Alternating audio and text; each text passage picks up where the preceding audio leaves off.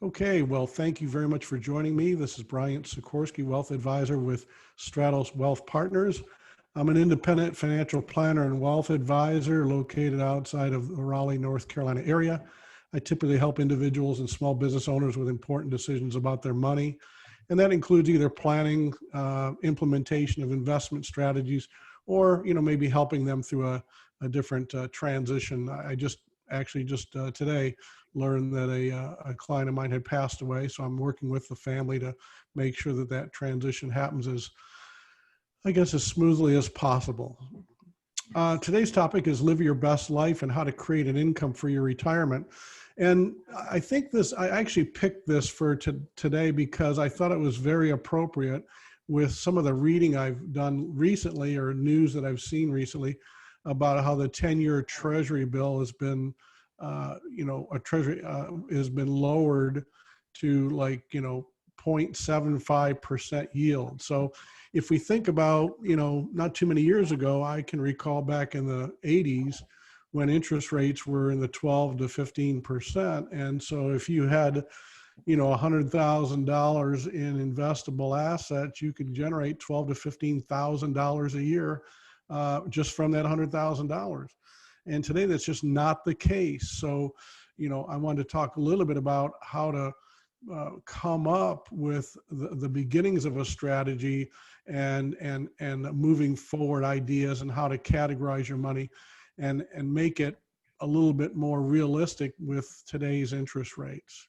Now, the stock market's great, I guess, but it can be volatile. So, which is sometimes something that folks are not very comfortable with when it comes to their retirement. And if you think about, my parents who are both passed away, but I mean, my dad worked at Ford Motor Company all his life. My mom never worked outside the house. Their strategy was to work for 30 years, get a gold watch, and retire and live on a pension, Social Security, and maybe a few CDs and savings accounts they had set aside. Maybe live for 5 to 6 years after retirement and then die. And that was about as good as it got. And we've got people that are, I've got clients right now who are 90, in their mid 90s. I've got one that's been retired for 50 years. So he's been retired longer than he ever worked.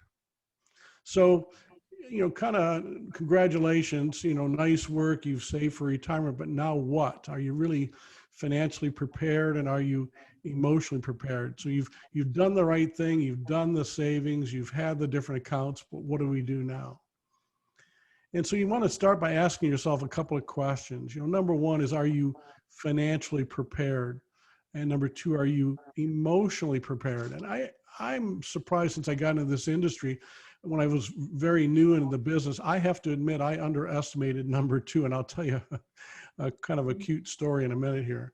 But if you answer yes to both, congratulations, you're really ready for retirement. But if you're not so sure, then there may be some things you want to think about.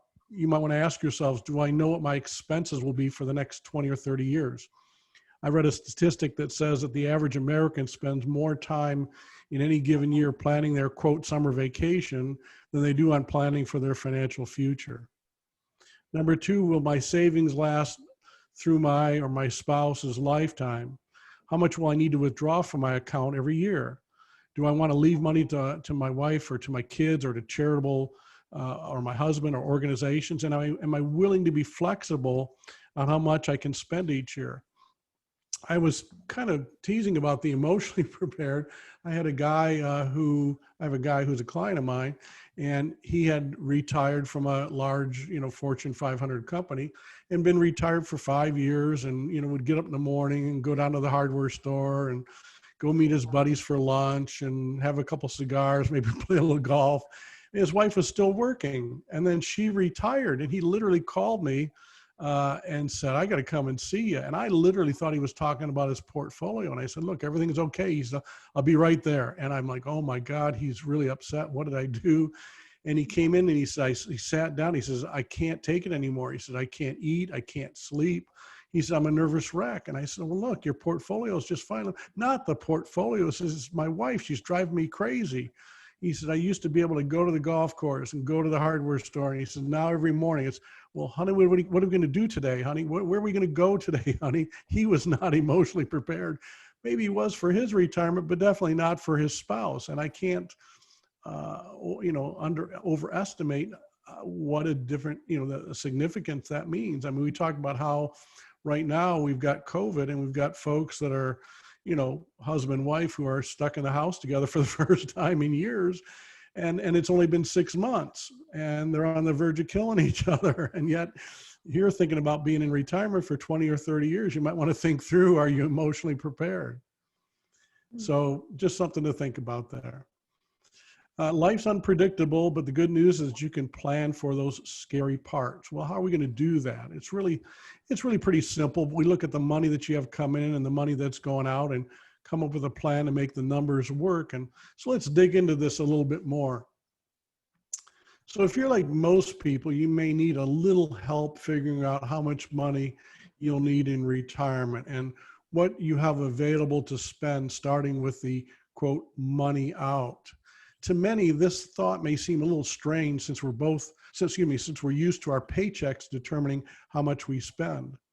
But in retirement, when we have to create our own paycheck, how much do we need can determine how much we pay ourselves. Money out is the money that you spend each month or year. And there's really two types of expenses in our budgets, if you think about it. There are needs like food, housing, and transportation. And then there's wants, the discretionary items we may want, but we can probably live without them. Maybe it's Netflix or a specific vacation or a certain type of maybe expensive hobby. That being said, what falls into the needs and wants category is really up to you individually, to each of us individually. So the first step is to estimate how much you need for your lifestyle. Start jotting down the cost of your needs and wants in a workbook. If you're not sure what your expenses will be, start tracking what you spend today. If you want to take it a step further, take a few months to try living as though you're already on a retirement or fixed income. Now, once you have a good idea of what you spend, you can adjust for what you think you'll need in retirement. You may not need the full amount that you're spending today. For example, your transportation costs may go down a bit if you're not commuting back and forth to work 5 days a week. The main point is to get a handle on your expenses and determine how you can afford them. Now, I am, no big surprise being a financial advisor. I'm way out there on the left brain spectrum because I've used either a paper or a computer-based budgeting and tracking system for 40, probably 35, 40 years now. The frightening part is when you go back and add some of those categories up and say, how much have I spent on haircuts for the last 35 years? And you realize it's like $4,000. But you can do something in a paper spiral notebook. You can go pick up a little ledger sheet that'll let you keep track of things. Or you can enroll in and subscribe to something like a Quicken, which will track your income and your expenses electronically for you. So money in is the money that you'll have coming in each month. And this can include income from Social Security, retirement plan accounts, IRAs, pensions, annuities, or other things, maybe like a part-time job or some rental income. We like to think about two different types of income, the for sure income and the adjustable income. The for sure money is guaranteed. It's a regular paycheck you can rely on no matter what. For many people, Social Security is one of those sure sources of income. Some of you may be lucky enough to still have a pension, which can also provide you with sure money. There are other ways to create for sure income on your own, but whether you choose to do that is really up to you.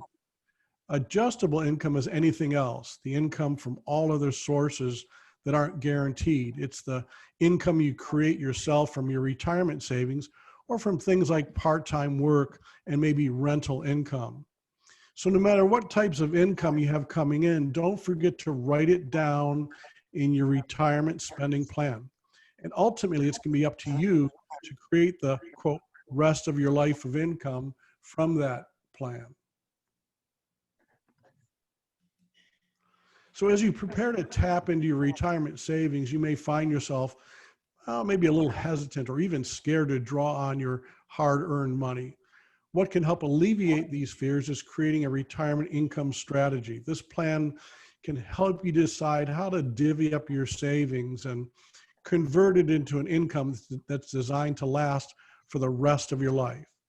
So a plan like this can help you, number one, avoid running out of money, also known as I just spent down all my retirement assets and had a blast. Now, what am I going to do for the next 15 years? Number two, avoid not spending money. I'm so scared of running out of money, I spend as little as possible and I don't enjoy my retirement. And ultimately, owning to your own happiness, letting you do what you want when you want, in a way you can become comfortable without unnecessary worry. So I think we can all agree that the number one goal in retirement for all of us is happiness. And figuring out how to own your happiness is the approach that is most likely to get you where you want to be. So let's talk about how to best position the assets you have to achieve your ideal retirement. And here's a few things to keep in mind. Longevity. Outliving your money is a real issue and one you need to plan for. Everyone wants to live a long and healthy life, and that's a great thing. But it's imperative for your money to last for 30 years or more you may spend in retirement. Number two, healthcare costs. Retirees today are generally more active and living longer than ever, but any retiree will tell you that healthcare is one of the biggest expenses and uncertain expenses in retirement. You're caught in this dilemma of living longer while the price of healthcare keeps going up. Public policy is something that no one can predict with certainty what our government will do in the future. And all we can do is remain vigilant about public policy and stay educated and informed so you can make the changes necessary. What about inflation? We really haven't talked about inflation for years. And you may not notice it that much from year to year, but over time, even a small amount can have a tremendous impact on your buying power. During your working years, if you received pay raises, they generally covered the cost of inflation, but without a paycheck, inflation can pose a bigger threat in retirement.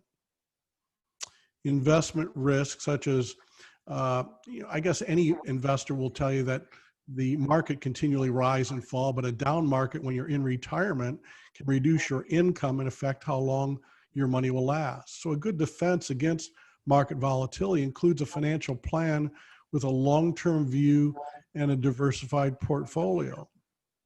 However, it's really up to you to determine how much risk you're willing to take to meet your personal spending goals and continue to grow your nest egg.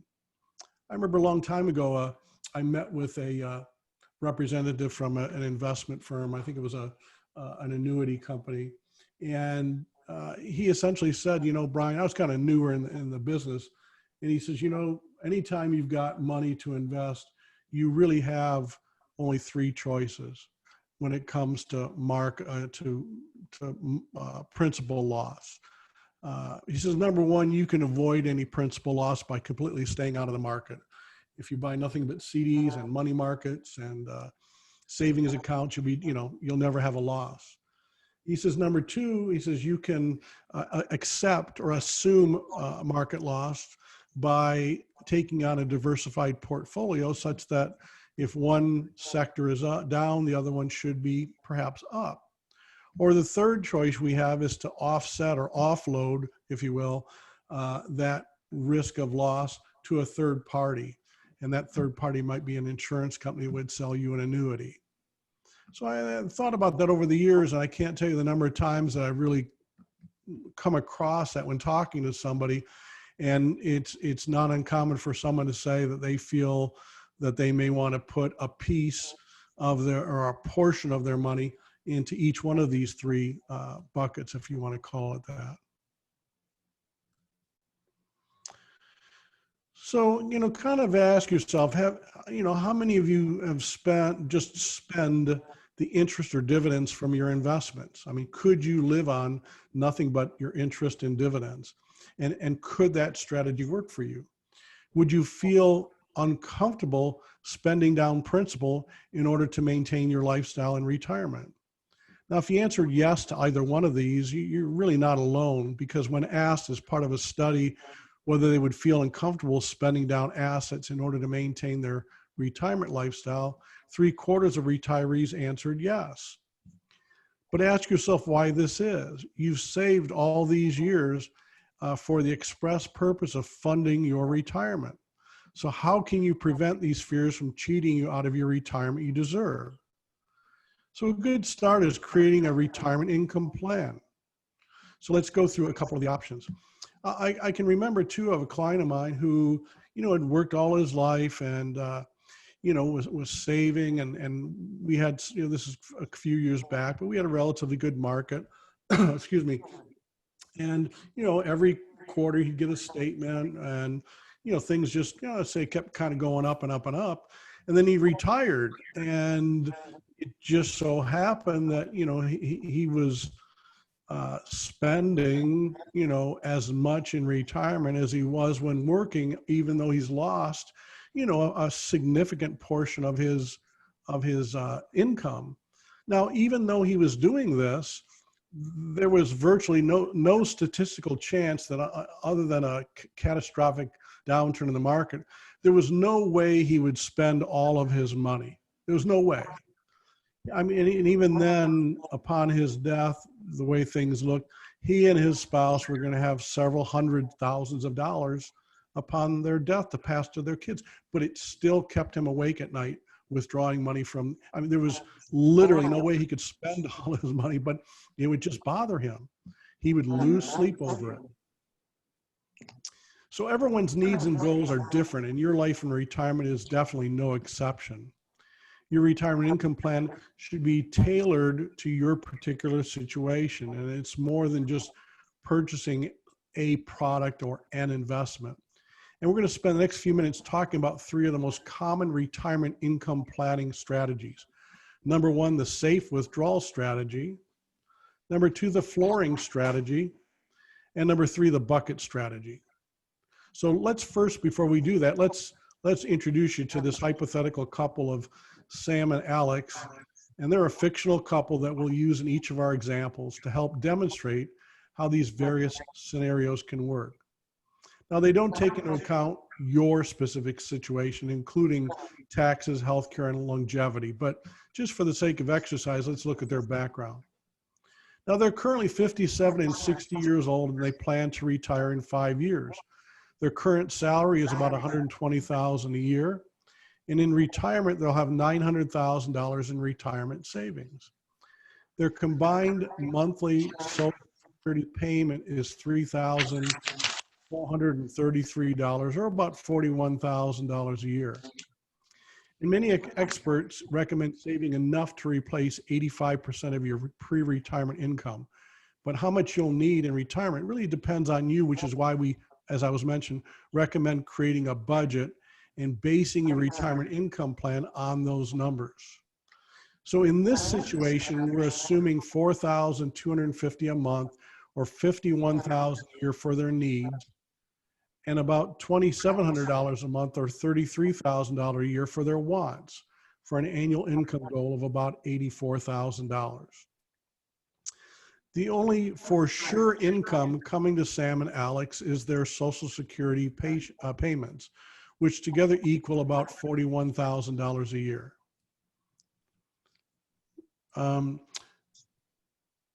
After their for sure income, Sam and Alex need an additional $3,567 a month, or $42,800 a year, to cover both their needs and wants.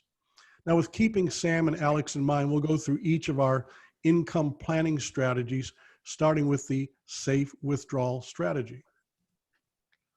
So the safe withdrawal strategy is based on the concept of withdrawing a safe percentage of an investment portfolio, a certain percentage that is considered safe enough to ensure retirees don't outlive their savings.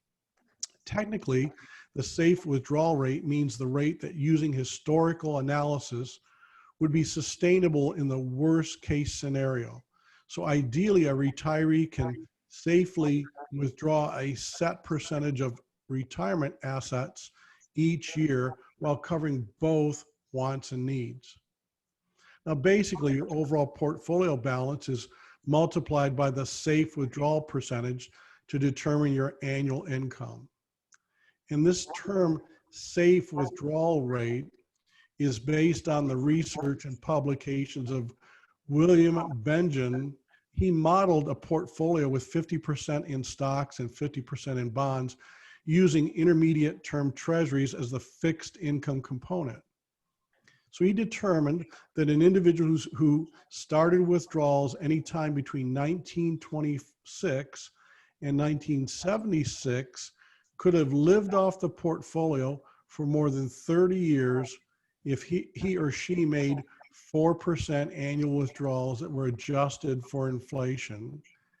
And this was considered to be a safe withdrawal. 10 years later, Mr. Bengen added small cap stocks to his portfolio, boosting the withdrawal rate to 4.5%. Now, determining a withdrawal amount is personal to an individual's unique situation. To determine a withdrawal amount, you must make an assumption on the annual return you'll receive and project it outward. It should be noted, or it should be, based on realistic market expectations, but there will be years when the market performance is different from what is assumed. And in those years, the withdrawal amounts may need to be adjusted.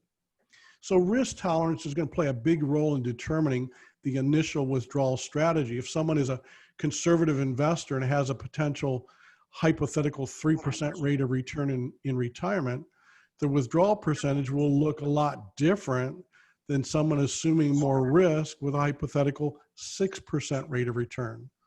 So allowing yourself to be flexible on the amount of income you receive on a yearly basis if needed is something retirees must be willing to do with this strategy. So I'll give you another little story here too, and that is, I don't know if anyone's ever heard of Ida Mae Fuller. Ida Mae Fuller was the first recipient of Social Security benefits. She had worked for, I think it was 3 years, and put in about, I don't know, $200 into the system, then started receiving checks and lived to be age 100. So she put in about $200, $300 and got $22,000 in benefits. All right, let's jump here. So make sure I didn't skip one here. Oh, here we go. Good. In an ideal state, retirees can safely withdraw a certain percentage of retirement assets, all the while covering fixed expenses. But the biggest question is, how much does one withdraw to get through the retirement years? And unfortunately, no one percentage is the right one for everyone. I remember back in 1980 or so, I had people coming in, their investors coming to see me saying, hey, my 15% yield GM bond just matured. I want another 15% yield bond. And I think at that time, the most we had was 4. So times can change. So what's the pros? A retiree can change the withdrawal amount and the payment frequency as needed. With regards to planning for inflation, assuming you stay fully invested in the market while withdrawals are being taken, there's the potential to plan for inflation and even have the potential for income growth. However, you're subject to market fluctuations. So it is simple. This approach is considered one of the most common, straightforward options to creating retirement income. But what's the downside? The amount of income available can vary year to year based on investment performance. It's easier to double dip, taking a one-time amount multiple times and not recognize how it could impact future income. And this does require a willingness to be flexible and reevaluate on a regular basis. And with this approach, the withdrawal rate may need to be adjusted up or down based on market performance or changes in spending. So the next we have is the flooring strategy. And this strategy focuses on distinguishing between essential needs and non-essential wants. And these are items in retirement, and creating an investment strategy to address each separately. With this strategy, needs can be covered by for sure or guaranteed income like Social Security, pension payments, or annuities. Your other investments can be used to cover your wants. By using for sure income that you can't outlive to help cover your needs, you ensure your essential expenses are covered for the rest of your life. So let's talk through this example to see if Sam and Alex have enough to meet their needs. So you calculate the for sure income you're receiving, such as Social Security, pensions, and annuities. If there's a gap, you convert assets into a for sure income, such as a deferred income annuity. And once the floor is set, the remainder of your portfolio is managed to meet discretionary spending. So when essential expenses are covered by guaranteed or for sure income, you're protecting yourself from longevity risk, meaning outliving your money. You can then optimize the rest of the portfolio with a diversified portfolio to address the primary remaining risk, which is inflation. As with any of these strategies, it's important to understand the details to make sure something is the right fit for you. Now, things to consider with the flooring approach is, number one, exposure to market volatility may be reduced by purchasing an annuity for a portion of the sure income, but it's not completely eliminated. You're still going to rely upon your investment portfolio to cover some of your wants or your discretionary spending. An annuity typically provides perhaps some limited liquidity, and if you choose to purchase an annuity and create your own paycheck for life, it may hinder your ability to take large ad hoc withdrawals. So in essence, the flooring approach helps you continue with the cash flow pattern you've used in your working years. You structure your assets to receive an automatic paycheck each month to pay for the needs, and using savings for wants. By having your needs covered by for sure income, you don't have to worry as much about the ups and downs of the market. So what are the pros? By setting up this automatic paycheck, you'll psychologically and emotionally gain reassurance knowing it's always on time, predictable, and will last as long as you live. Now, research shows that happiness is derived from spending money decreases as we get older, and spending on essential needs provides the most happiness. Doing this with assets that do not exhibit volatility can provide reassurance in retirement. The second pro is we're living longer, which gives us more time to spend in retirement, but also exposes us to greater risks with things like inflation, market fluctuations, and potential health problems. However, with the flooring approach, basic expenses or your needs are covered for as long as you live. What are the cons? Well, exposure to market volatility can be reduced but not totally eliminated, which means you may not generate sufficient returns to meet your wants or discretionary goals. However, by having your essential expenses covered, you may be more comfortable investing your other assets differently. There's typically a very limited access to the guaranteed portion. So if you choose to purchase an annuity and create an income stream, you may give up access to that money to some extent in exchange for guaranteed income. Last but not least is the bucket strategy. This approach involves breaking up retirement into distinct time increments ranging from 3 to 10 years, as opposed to treating each year of retirement as a single time period. At its core, this approach is about choosing investments that perform and deliver certain outcomes at different times throughout your retirement. In other words, the assets you need for income today are invested differently than those you need for income in the future. Now, each time period is assigned a bucket which uses different investments and risk mitigation techniques based on the goals set for that specific time period, based on an individual's risk tolerance and time horizon. This approach anticipates the allocation will shift over time to traditionally more conservative asset classes as retirement savings are drawn down. So how does it work? Well, bucket 1 is intended to be used to meet spending over the first 5 years of retirement, bucket 2, years 6 to 15, and bucket 3 to meet expenses in years 15 or more. These buckets will be redistributed over time. Redistribution occurs if a certain target balance isn't met. If bucket 1 is depleted, it'll draw from bucket 2 to continue covering expenses for the first 5-year period. Bucket 2 will continue drawing from the third.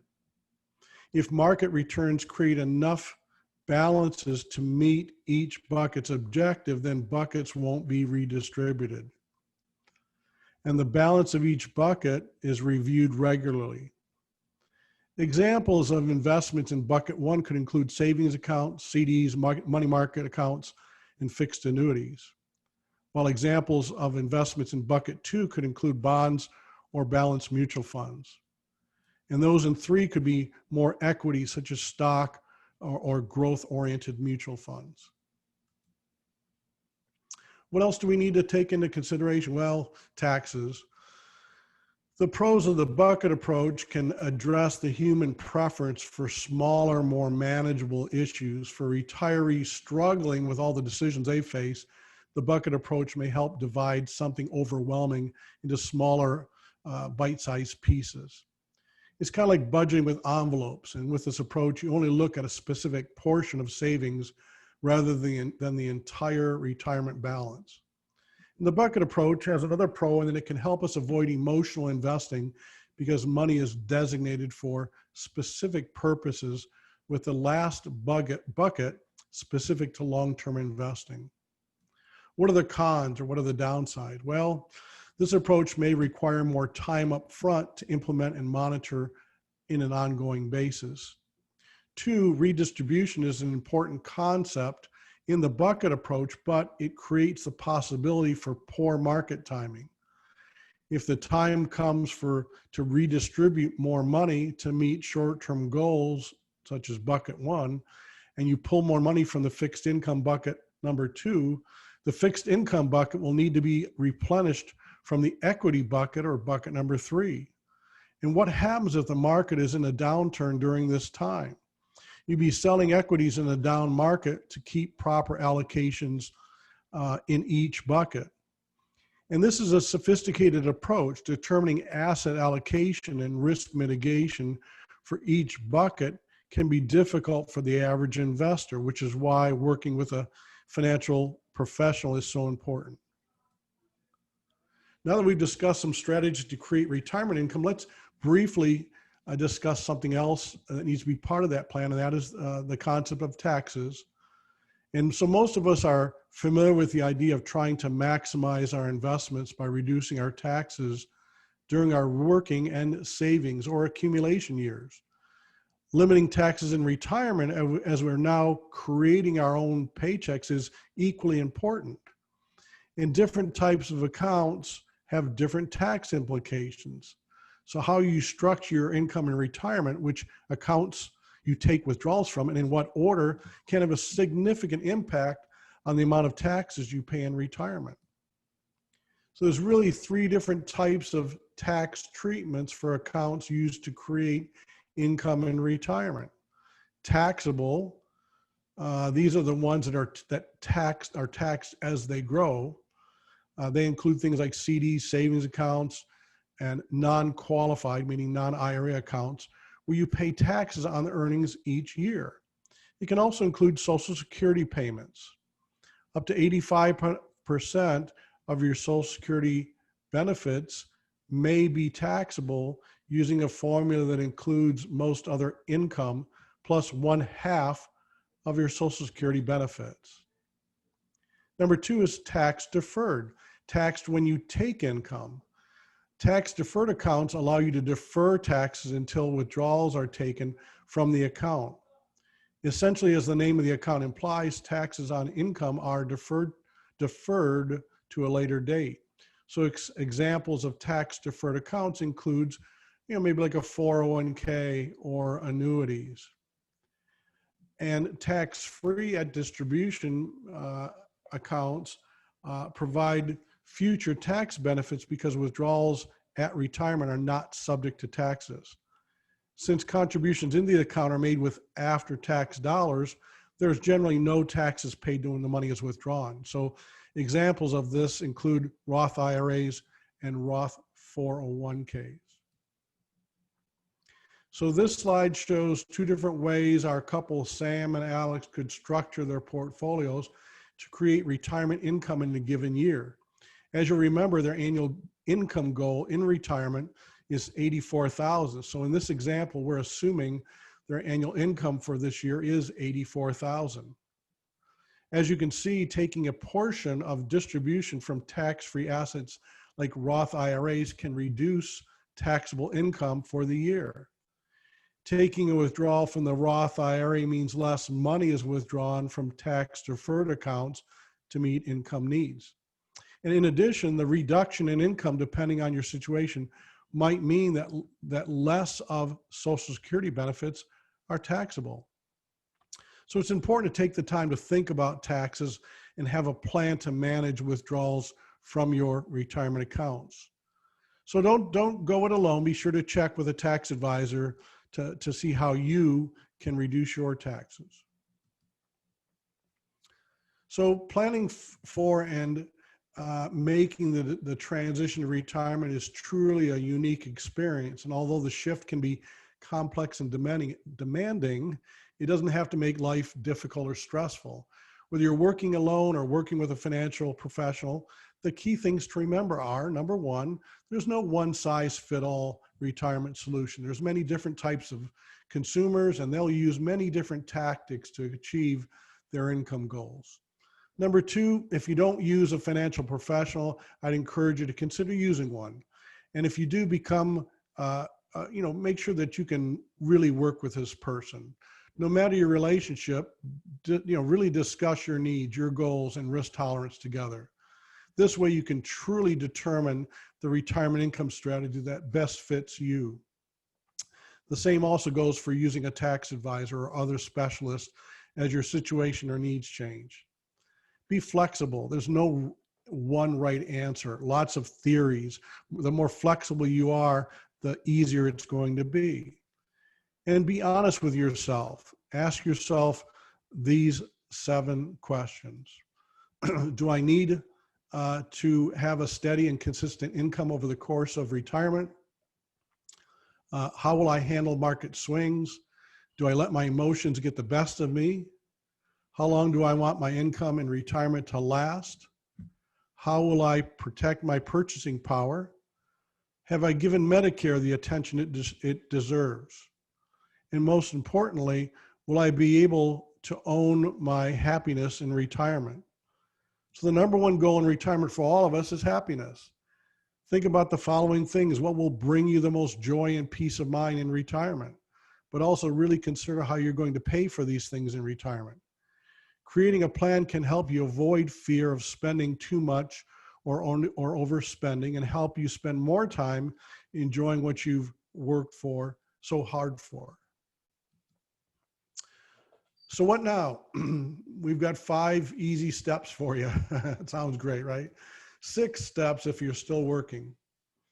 So number 1 is inventory your assets. Now that you've got an idea of strategies to create your paycheck in retirement, the next step is understanding where your assets are housed.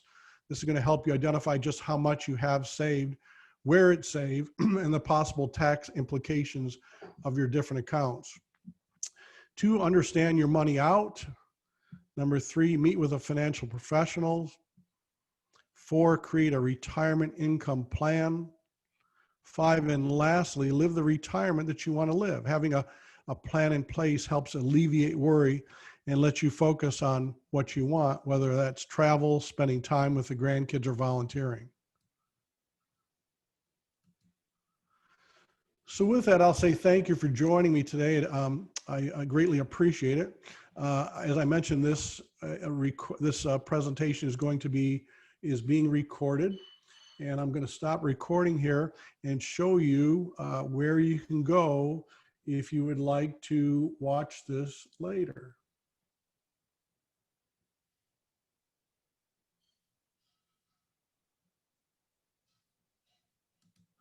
Okay.